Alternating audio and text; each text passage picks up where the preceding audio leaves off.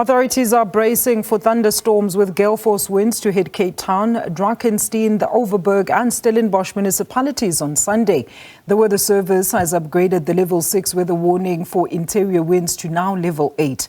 The storm is expected to cause flooding in both formal as well as informal areas, with the risk of rooftops being blown, damage to infrastructure as well as traffic disruptions.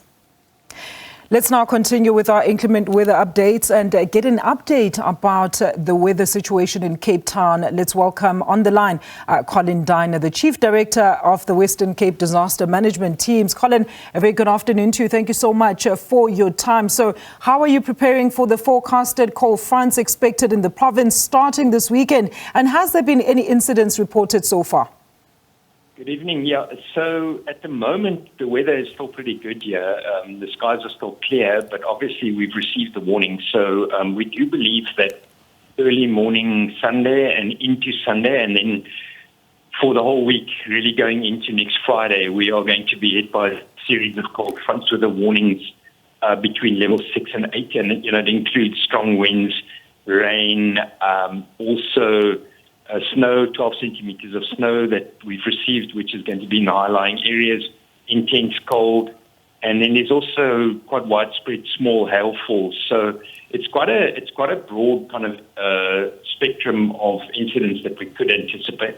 We met yesterday morning with all the stakeholders, and we've spent the last 2 days really just preparing ourselves, getting all our systems in place in anticipation of what could happen. Now, Colin, weather services often say to us that residents don't often heed their warnings. And I was speaking to our meteorologist earlier on. He conceded that some of their warnings are rather complicated and they are working on trying to simplify them. I mean, those warnings are often misunderstood or not even completely taken into account by, of course, the residents. And undertaking that these are also quite scientific, a lot of people might not know how to understand or even have access to that information. So are you exploring new ways or additional means to try and filter down this critical information, especially in low-lying waterway areas, as well as places like your townships, as well as informal settlements, which are often the most affected?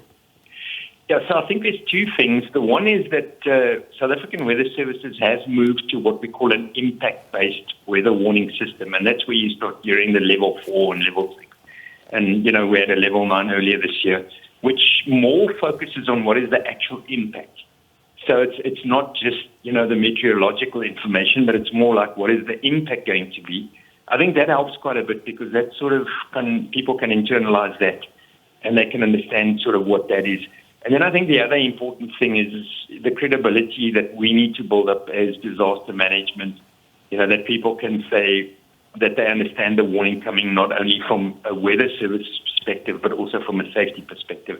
So I think we are moving in the right direction there.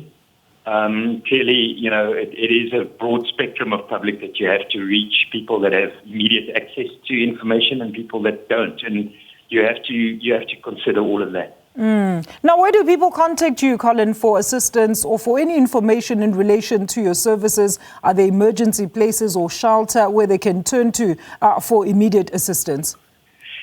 So I think the important thing is that, with any broad kind of spectrum disaster or hopefully not a disaster, but incident like this, you have, it's very difficult to kind of before the time predict what's going to happen.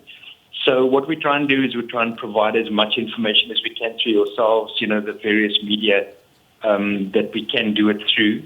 And then also by emergency numbers, people get provided, we provide updated information as we get it. So people need to really make sure and kind of really be certain of what their emergency numbers are in their areas. They can call those numbers. There are various information outlets. We try and ask our district disaster centers to provide information we provide from the province's side. So I think people just need to heed the warning. That's the important thing. I don't think there's a shortage of warnings. I just think it's a question of people really having to heed those warnings. And looking at the current forecast, Colin, what are you urging or providing as strict caution to residents that might be affected, including the possible disruption to government services, as we understand, according to the Western Cape Environmental Affairs local government? And also, do you have any long-term plans for interventions, especially in those areas that we mentioned, like of course, your townships as well as informal settlements? Because it seems like this weather is going to be is going to be on a repetitive course. Yeah, if you think about it, last year we had a number of very big floods. We had one in June last year, we had one in September that caused significant disruption. And then we also had, earlier this year, we've had one in April and in June. So, yes, you're right, it is more and more frequent, and I think with all the things happening around global climate change, it is a serious issue. So, we're continuously looking on how do we improve it. I think there's a lot of disaster risk reduction that we have to do. So it's about trying to look at the problem before it happens and find solutions to that. The province has a climate change working group.